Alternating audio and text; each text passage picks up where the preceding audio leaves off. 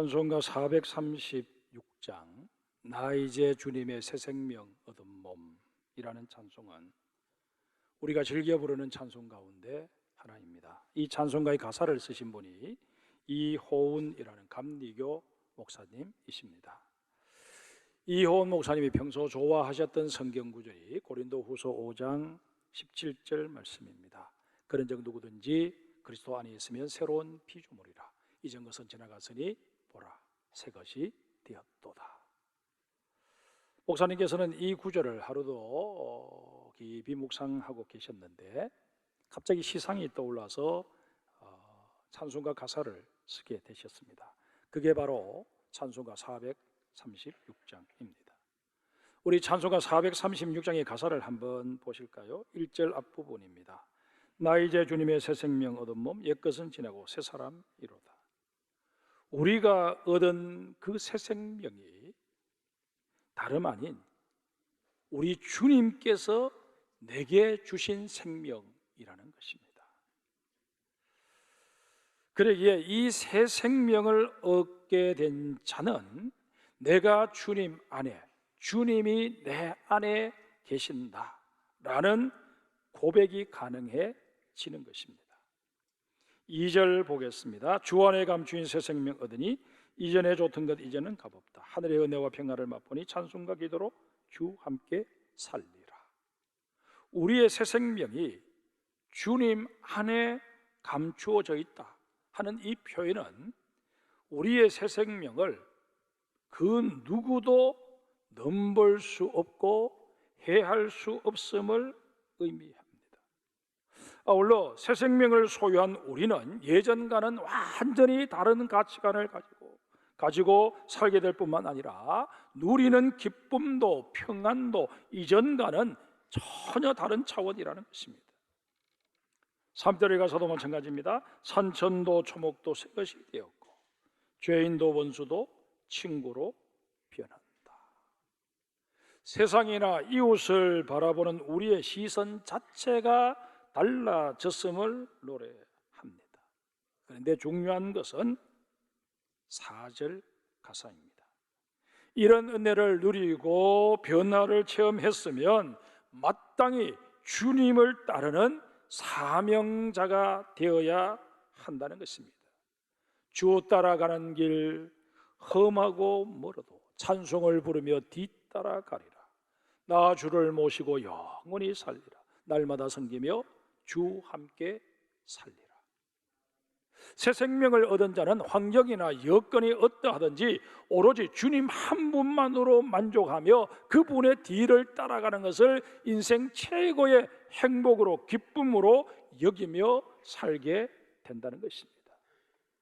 오늘 본문의 내용도 같은 맥락입니다. 죄로 인해 죽을 수밖에 없었던 우리가 주님의 은혜로 새 생명을 얻게 된 만큼 먹든지 마시든지 무엇을 하든지 오로지 주님의 기쁨이 되고 주님의 뜻을 실천하는 도구가 되어야 한다 하는 그런 내용입니다. 이런 전체적인 개요를 염두에 두고 이제 각 구절을 통해서 주시는 하나님의 메시지에 우리 귀를 기울여 봅시다. 본문 12절 말씀 제가 다시 읽겠습니다. 그러므로 너희는 죄가 너희 죽을 몸을 지배하지 못하게 하여 몸의 사육에 순종하지 말고. 우리가 새 생명을 얻게 되었다고 해서 내 속에 자리하고 있는 죄의 속성이 다 소멸했느냐 하면 그런 것은 아닙니다. 죄는 여전히 내 안팎으로 덕지덕지 누러붙어 있습니다. 예수를 나의 구세주로 영접하는 순간 죽는 것은 나의 속사람이고 살아나는 것도 나의 속사람일 뿐입니다. 나의 이 겉사람, 나의 옛 자아는 여전히 죄와 짝하며 내 속에 버젓이 살아 있습니다.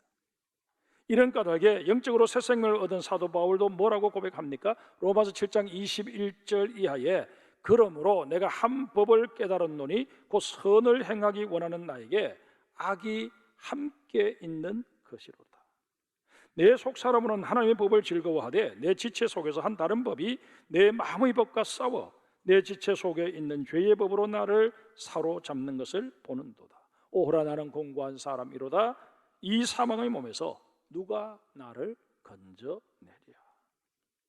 그 사람과 속 사람이 대립하고 갈등하는 구조, 이게 우리 인간의 실존입니다. 이런 구조 속에서 나는 여전히 연약한 존재일 뿐입니다.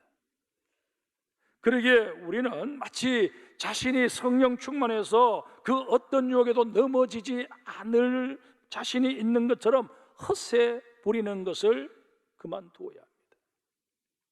성경을 읽어보면 깨어 있으라 하는 말씀이 계속 반복됩니다. 몇 곳만 찾아보겠습니다. 먼저 복음서에 보면 예수님께서 제자들에게 깨어 있으라 명령하시는 것을 볼 수 있습니다. 마가복음 13장 33절 제가 읽어드리겠습니다. 주의하라, 깨어 있으라. 그때가 언제인지 알지 못함이라. 예수님의 사도라 자부했던 바울 사도 역시 초기 기독교 공동체에 편지를 보내면서 깨어 있을 것을 계속 강조하고 있음을 보게 됩니다. 골로새 4장 2절 말씀을 제가 읽어드립니다. 기도를 계속하고 기도에 감사함으로 깨어 있으라. 초기 기독교 공동체의 수장격이었던 베드로 사도도 예외가 아니었습니다. 그것은 베드로전서 5장 8절에 보면 근신하라, 깨어라. 너희 대적 마귀가 우는 사자같이 두루다니며 삼킬 자를 찾나니 라고 권면하고 있습니다.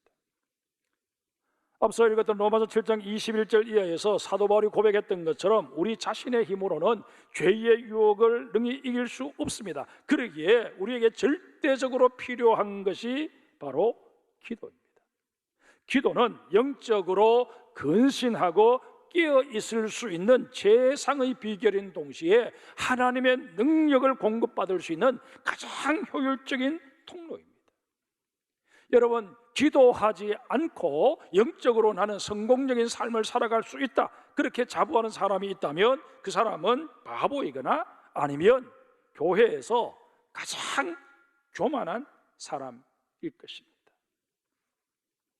계속해서 13절을 보겠습니다. 또한 너희 지체를 불의의 무기로 죄에게 내주지 말고 오직 너희 자신을 죽은 자 가운데서 다시 살아난 자 같이 하나님께 드리며 너희 지체를 의의 무기로 하나님께 드리라. 인디아나 존스 시리즈로 명성을 얻었던 영화배우 해리슨 포드가 주연한 헨리 이야기라는 영화가 있습니다. 이 영화는 실제로 있었던 일을 또 있었던 인물을 배경으로 해서 만들어진 영화입니다. 주인공 헨리 터너 변호사는 자신이 맡게 된 사건에 관한 수단과 방법을 가리지 않고 반드시 승소를 이끌어내었습니다. 그러다 보니 변호 의뢰가 끊이지 않았고 수임료도 만만치 않았습니다. 그로 인해 헨리는 아주 호화로운 삶을 누릴 수 있었습니다. 그러던 어느 날 담배를 한 갑 사기 위해 가게에 들렸다가 마침 가게에 들이닥친 강도에게 총을 맞고 중상을 입게 됩니다. 간신히 목숨을 구했지만 기억 상실증에 걸리고 말았습니다. 이 헨리는 어떻게 해서든 자신의 기억을 되살려내고자 그간 자신이 변호를 맡았던 소송 기록들을 가지고 와서 다시 꼼꼼히 읽기 시작했습니다. 그러다가 이 헨리는 이내 과거의 기억을 되살리는 시도를 포기하게 됩니다. 왜 그랬을까요?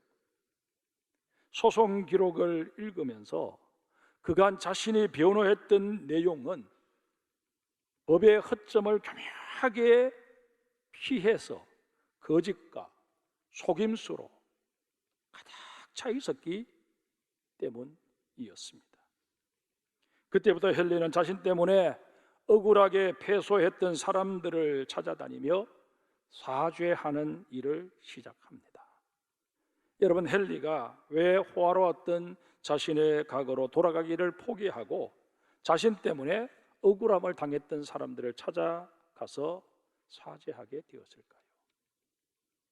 총을 맞고 죽었다가 정말 기적적으로 다시 얻게 된 삶을 또다시 거짓과 속임수로 허비하고 싶지 않았기 때문이었습니다. 이제는 정말 진실하게 정직하게 사람답게 살고 싶다 하는 그런 바람을 가지게 된 것입니다. 오늘 본문에 보면 다시 살아난 자는 불의하게 살아서는 아니 된다고 말씀하십니다.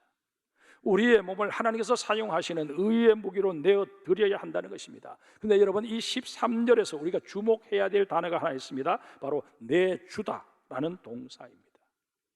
이에 해당하는 헬라가 파리스타네테인데 그 뒤에 나오는 드리며로 번역되어 있는 단어도 헬라어로는 같은 단어입니다. 이 단어는 무의식 중에 혹은 얼떨결에 무엇을 내놓게 된 그런 상황을 말하는 것이 아니라 자의적으로 자신의 의지를 가지고 내놓은 것을 표현할 때 쓰는 단어입니다. 다시 말해서 불의하게 사는 것도 자신의 의지고 하나님의 도구가 되어서 하나님의 뜻을 이루며 살아가는 것도 자신의 의지라는 것입니다. 이런 연고로 우리는 불의하게 산 자신의 삶을 합리화하기 위해서 이런저런 핑계를 대고 변명을 하고 그렇게 해서는 아니 된다는 것입니다.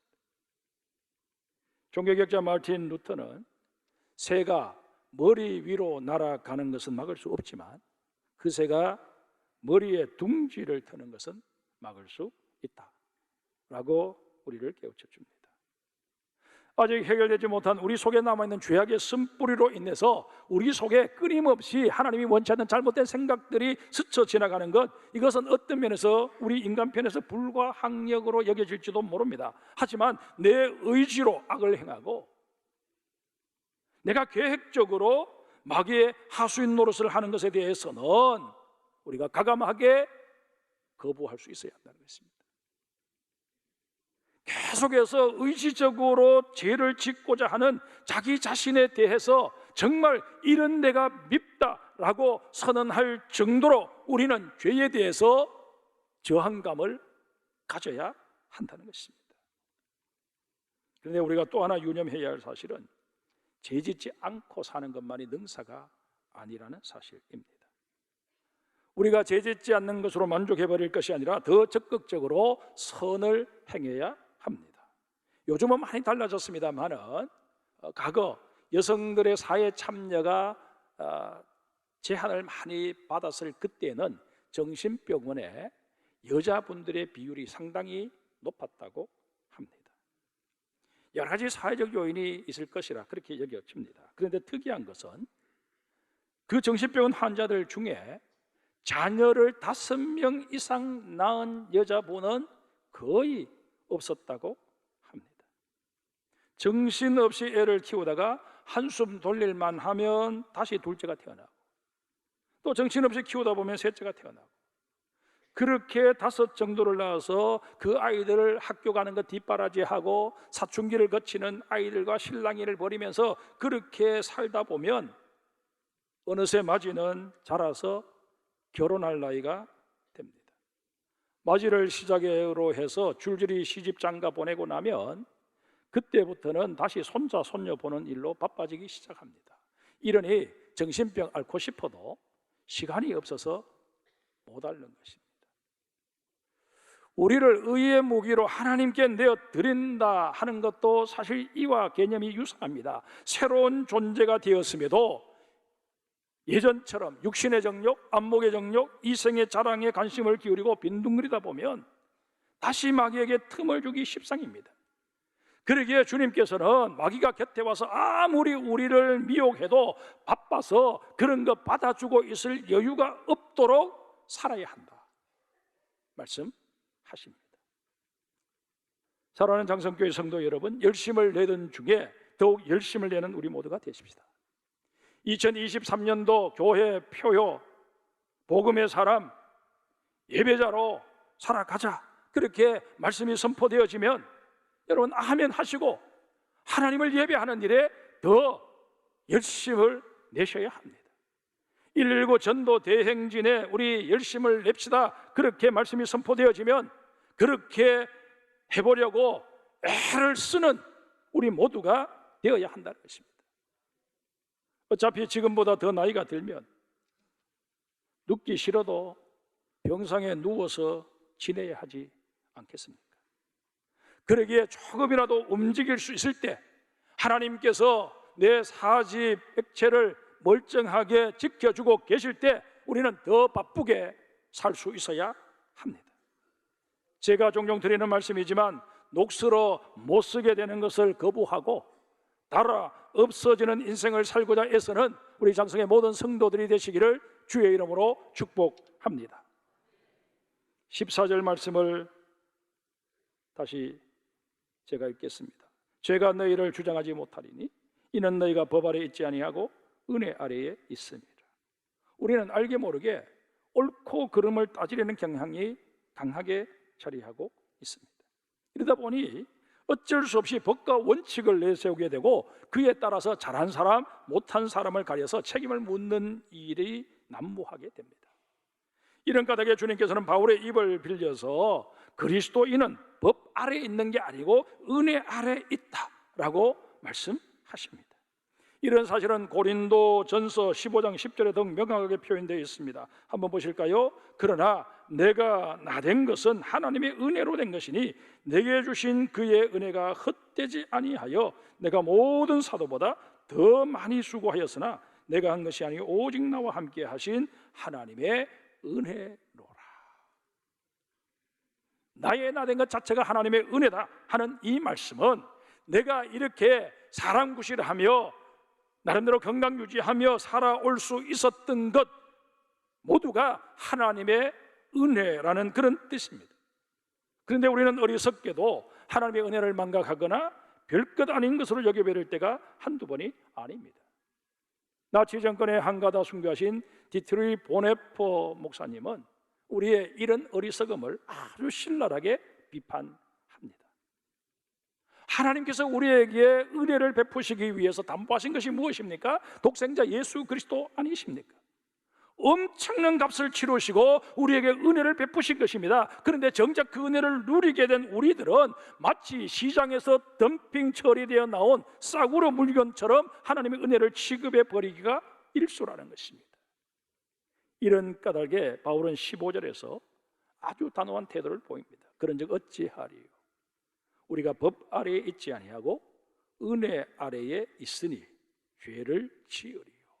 그럴 수 없느니라. 범법 여부를 판가름하는 율법도 무력화되었고 죄를 지어도 은혜로 다 용서해 주실 것이니 얼싸 좋다 하면서 죄를 지어도 되는 게 아니라는 것입니다.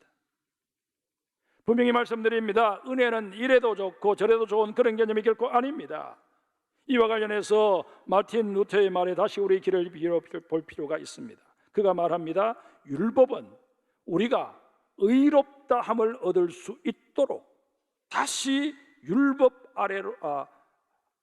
율법은 우리가 그리 의롭다함을 얻을 수 있도록 그리스도께로 데려가지만 그리스도께서는 우리가 성화될 수 있도록 다시 율법 아래로 돌려보내신다.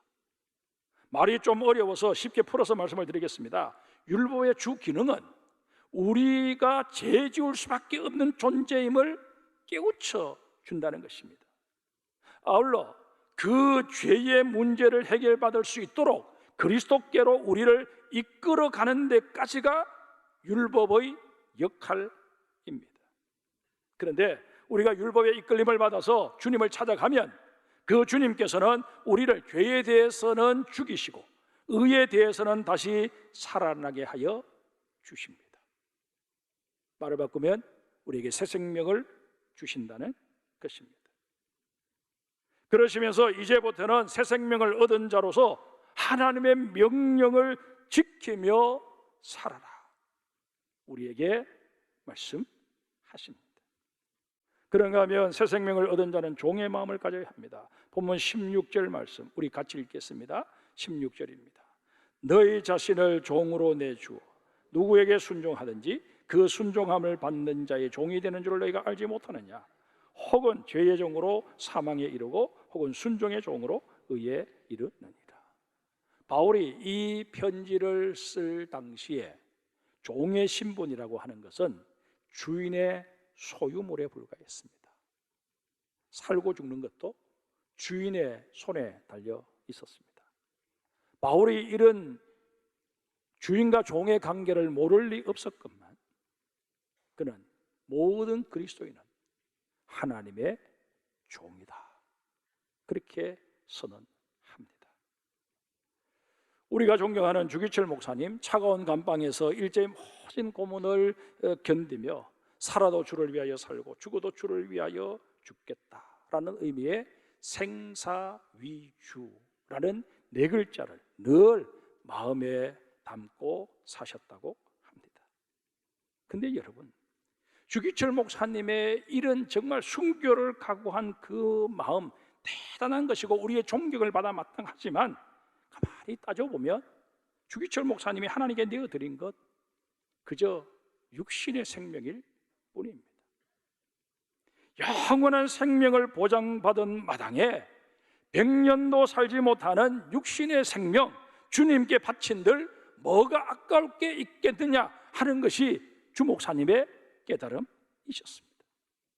이 땅의 순교자들 이 사실을 깨달아 알았기에 자신의 목숨을 복음을 위해 초계처럼 내놓은 것입니다. 그리함으로 그들의 이름 석자가 하늘나라 생명록에 올려진 것입니다. 주님께서는 우리를 향해서도 장수교회 성도들아, 너는 이룰 수 없겠느냐라고 물으십니다. 축구선수 이영표 씨의 간증으로 말씀을 맺을까 합니다. 이영표 씨가 쓴 생각이 내가 된다라는 책에 보면 이런 간증이 실려 있습니다. 어느 날 이영표 선수가 성경을 필사하고 있는데 문득 하나님께서 그 마음속에 이렇게 물으시더라는 것입니다. 영표야, 내 주인이 누구냐?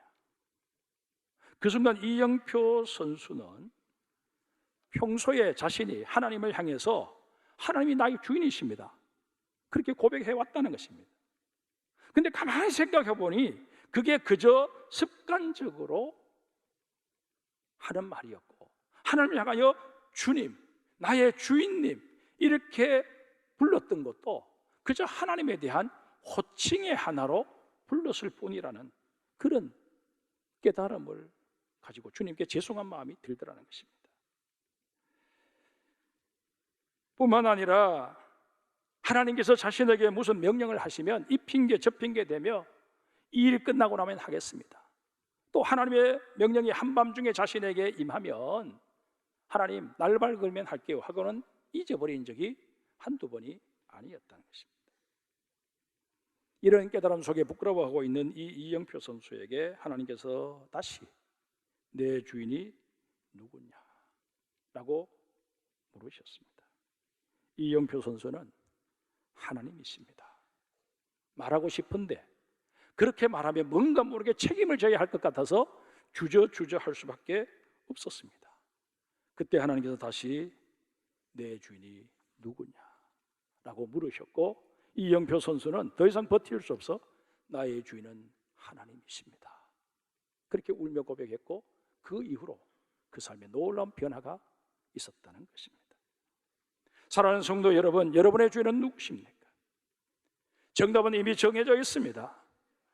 우리의 주인은 우리에게 새 생명을 주신 하나님이십니다. 여기서는 아멘이 더 크게 나와야 합니다. 다시 한번 묻겠습니다.